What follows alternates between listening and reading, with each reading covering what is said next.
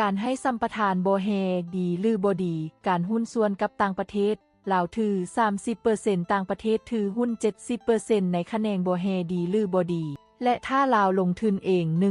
100% ดีหรือบ่ดี มีข้อดีข้อเสียแนวใด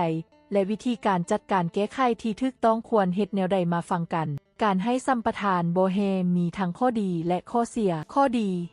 1. สร้างรายรับให้แก่รัฐบาล ผ่านภาษีและค่าสัมปทาน 2. สร้างเวียกเฮ็ดงานทำให้ประชาชนท้องถิ่น 3. พัฒนาพื้นฐานโครงล่างในเขตห่างไกลซอกลี่ 4. ดึงดูดการลงทุนจากต่างประเทศ 5. เพิ่มการส่งออกและรายรับเงินตราต่างประเทศ ข้อเสีย 1. ผลกระทบต่อสิ่งแวดล้อมเช่นมลพิษทางน้ำอากาศและการทำลายป่าไม้ 2. การยกย้ายถิ่นฐานของชุมชนท้องถิ่น 3. ความเสี่ยงต่อสุขภาพของคนงานและชุมชนใกล้เคียง 4. อาจนำไปสู่การพึ่งพาเศรษฐกิจต่อทรัพยากรธรรมชาติหลายเกินไป 5. ความเป็นไปได้ของการซ่อมลาดบังหลวงและการจัดการทรัพยากรที่บ่มีประสิทธิภาพดังการให้คำคิดเห็นของสมาชิกสภาในกองประชุมสภาแห่งชาติว่าแต่อันนี้เนี่ยมันมีผลเสียหายหลายไปโครงการไปอยู่ใส่มันกระทบทั้งชีวิตการเป็นอยู่ของประชาชนเสียทั้งให้ทั้งส่วนเขาเสียทั้งบ่วงนำบางปลาหลายอันเสียบรรดาทานใจข้าพเจ้านี่อยากให้ยุบพูดแหละท่านประธานเนาะ เพราะว่าอย่างมันทำลายสิ่งแวดล้อมหลายเนาะถามว่าเขาพิษบที่ผ่านมานี่พวกเขาแก้ในแง่ของบริหารนี่อ่อนโพดนั้นแม้นผลกระทบต่อสิ่งแวดล้อมและมลพิษทางอ้อมเพราะขาดการบริหารจัดการที่ดีการพิจารณาอย่างระมัดระวังและการคุ้มครองที่ดีแม้นสิ่งจำเป็นเพื่อสร้างความสมดุลระหว่างผลประโยชน์ทางเศรษฐกิจและการปกปักรักษาสิ่งแวดล้อมและชุมชนท้องถิ่นการลงทุนโดยลาวถือหุ้น 30% และต่างประเทศถือหุ้น 70% มีทั้งข้อดีและข้อเสียดังนี้ข้อดี 1. การลงทุนขนาดใหญ่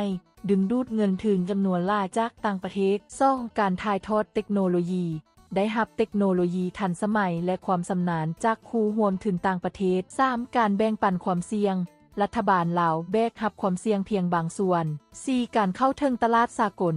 อาจได้รับประโยชน์จากเครือข่ายการตลาดของครูร่วมถึงต่างประเทศ 5. การมีส่วนร่วมในการบริหาร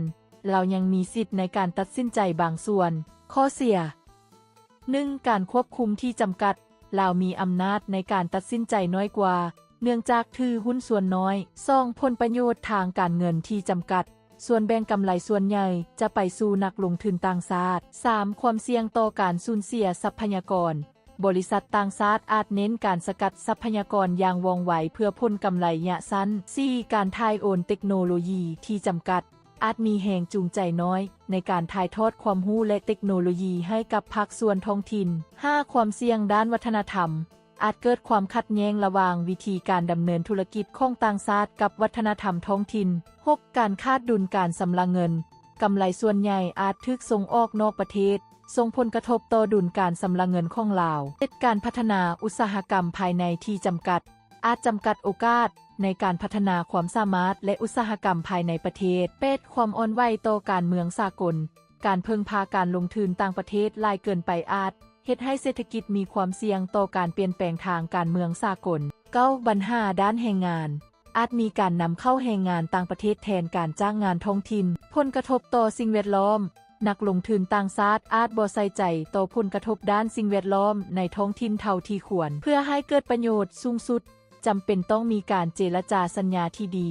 การควบคุมที่เข้มงวดและการวางแผนล่วงหน้าเพื่อรับประกันการถ่ายทอดความรู้และเทคโนโลยีความหมายก็คืออาจให้สัมปทานสักหนึ่งบริษัทก่อนเพื่อเป็นการเรียนรู้ถ่ายทอดเทคโนโลยีจากนั้นเราก็สามารถขึ้นแผนการขุดค้นด้วยตัวเองในอนาคตถ้าหากเราลงทุนขุดค้นบ่แฮเอง 100% โดยรัฐบาลดีหรือบ่ดีถ้าหากเราลงทุนเอง 100% โดยรัฐบาลลาวมีทั้งข้อดีและข้อเสียข้อดี 1. ควบคุมเต็มที่รัฐบาลมีอำนาจตัดสินใจทั้งหมดในการดำเนินงาน 2. ผลประโยชน์ทางการเงินเต็มรูปแบบรายรับและกำไรทั้งหมดจะเป็นของประเทศลาว 3. การพัฒนาความสามารถภายใน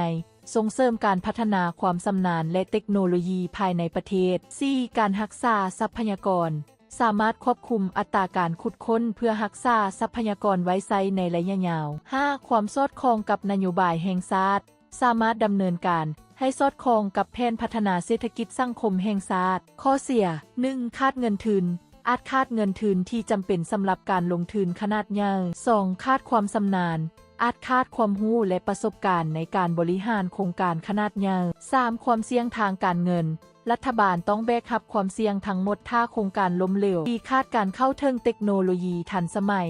อาจบ่สามารถเข้าถึงเทคโนโลยีล่าสุดที่บริษัทต่างชาติมี 5. ความท้าทายในการตลาดอาจประสบความยุ่งยากในการเข้าถึงตลาดสากล ประสิทธิภาพอาจมีประสิทธิภาพน้อยกว่าบริษัทเอกชนที่มีประสบการณ์ 7. ความเสี่ยงด้านการเมืองการเปลี่ยนแปลงทางการเมืองอาจส่งผลกระทบต่อการดำเนินงานคาดการแข่งขันอาจนำไปสู่การคาดแหงจูงใจในการปรับปรุงและพัฒนา 9. ความเสี่ยงด้านสิ่งแวดล้อมถ้าคาดการควบคุมที่ดี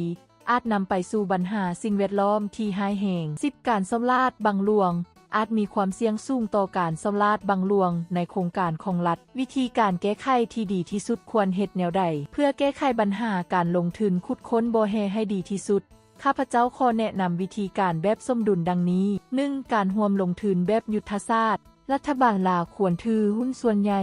เซ็น 51% เพื่อรักษาการควบคุมลาวถือหุ้นหลายกว่ามีผลต่อการตัดสินใจในการจัดการปัญหาเชิญบริษัทต่างประเทศที่มีชื่อเสียงและเทคโนโลยีสูงมาร่วมลงทุน 2. การพัฒนาทรัพยากรมนุษย์ลงทุนในการศึกษาและฝึกอบรมให้แรงงานลาวส่งเสริมการถ่ายทอดเทคโนโลยีและความรู้จากครูร่วมลงทุนต่างประเทศ 3. นโยบายด้านสิ่งแวดล้อมที่เข้มงวดกำหนดมาตรฐานสิ่งแวดล้อมที่สูงและบังคับใช้อย่างเข้มงวดจัดสรรงบประมาณสำหรับการฟื้นฟูสิ่งแวดล้อม 4. การกระจายผลประโยชน์สร้างกองทุนพัฒนาชุมชนจากรายหับบ่แฮ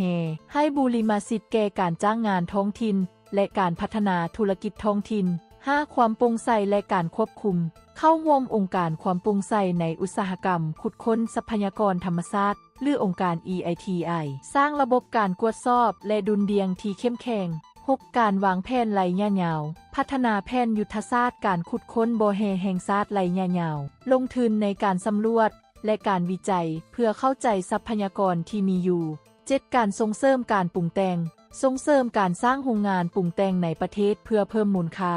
ให้สิ่งจูงใจแก่การลงทุนในอุตสาหกรรมปรุงแต่ง 8. การบริหารความเสี่ยงสร้างกองทุนความมั่นคงเพื่อรับมือกับความผันผวนของราคาแร่ธาตุพัฒนาแผนสำรองสำหรับกรณีวิกฤตการ 9. การพัฒนาพื้นฐานโครงล่างลงทุนในการพัฒนาพื้นฐานโครงล่างที่จำเป็นเพื่อสนับสนุนอุตสาหกรรมบ่แฮ 10. การเชื่อมโยงกับเศรษฐกิจท้องถิ่นส่งเสริมการพัฒนาธุรกิจท้องถิ่นที่สนับสนุนอุตสาหกรรมบ่แฮวิธีการนี้จะช่วยสร้างความสมดุลระหว่างการพัฒนาเศรษฐกิจการปกปักรักษาสิ่งแวดล้อมและผลประโยชน์ของชุมชนท้องถิ่น